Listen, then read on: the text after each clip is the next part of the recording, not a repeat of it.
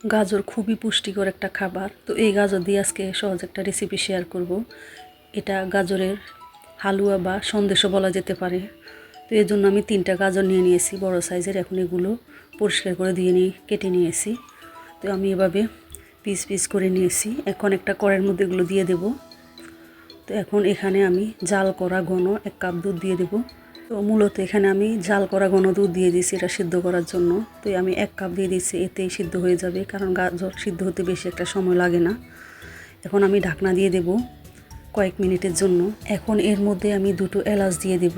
তো এলাচগুলো আমি মাঝখান থেকে ফেটে দিয়ে দিয়েছি যাতে এর ফ্লেভারটা বের হয়ে আসে। তো এলাচটা দিয়ে দিয়েছি, এর জন্য আমি আরও 2 মিনিট রাখবো। গাজরটা সিদ্ধ হয়ে গেছে, এখন আমি এটা নামিয়ে নেব এবং ঠান্ডা করে ব্লেন্ড করে নেব। তো ঠান্ডা হয়ে গেছে, এখন আমি এটাকে ব্লেন্ড করে নেব। তো এটা ব্লেন্ড করা হয়ে গেছে। এখন একটা বাটিতে এটা ঢেলে রেখে দেবো এক পাশে। এখন চুলায় কড়াই বসিয়ে দেব। কড়াইয়ের মধ্যে আমি 1 চামচ পরিমাণ ঘি দিয়ে দিয়েছি।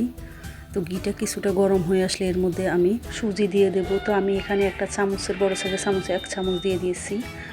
তো এখন এটা আমি ভেজে নেব। কিছুক্ষণ ভাজার পর এটা আমি উঠিয়ে রাখবো।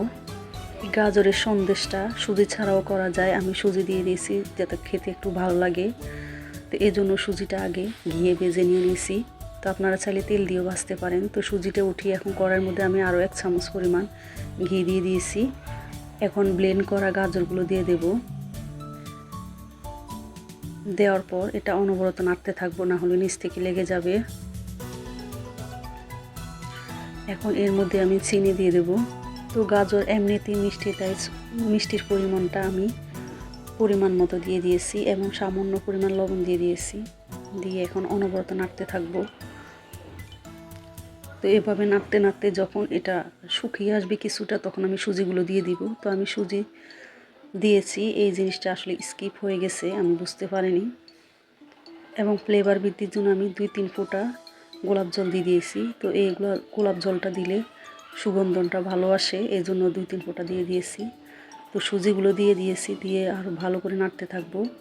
নাড়তে নাড়তে যখন এটা ঘন হয়ে আসবে, একটা ট্রের মধ্যে এভাবে ছড়িয়ে দিয়ে কিছুটা ঠান্ডা হয়ে গেলে এভাবে একটা কাটারের সাহায্যে কেটে নেব।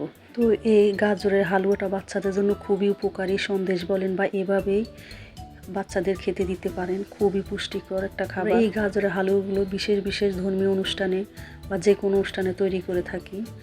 তো আসলে এই গাজর হালুয়াটা খুবই পুষ্টিকর, বাচ্চাদের যে কোনো সময় তৈরি করে দেওয়া যায়। তো অনেক বাচ্চা খেতে চায় না, তাদেরকে এভাবে তৈরি করে দিলে খুবই পছন্দ করে, আর ওদের স্বাস্থ্যের জন্য খুবই ভালো।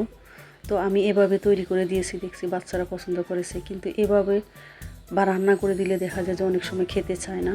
তো এই পুষ্টিকর একটা খাবার খুবই উপকারী, বাচ্চাদের জন্য খুবই হেলদি। তো কেমন হয়েছে অবশ্যই কমেন্ট করে জানাবেন, লাইক কমেন্ট শেয়ার করতে ভুলবেন না।